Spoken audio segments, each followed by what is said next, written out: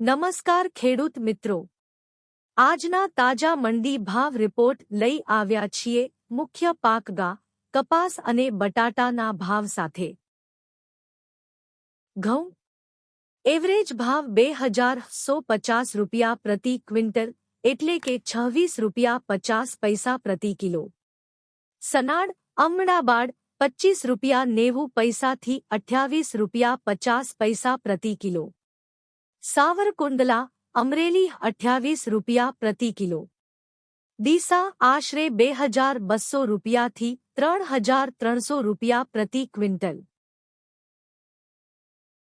કપાસ સાવરકુંડલા 7900 રૂપિયા પ્રતિ ક્વિન્ટલ। રાજકોટ 7300 રૂપિયા પ્રતિ ક્વિન્ટલ।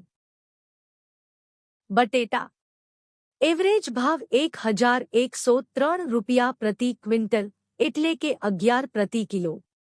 સુરત 13 રૂપિયા પ્રતિ કિલો।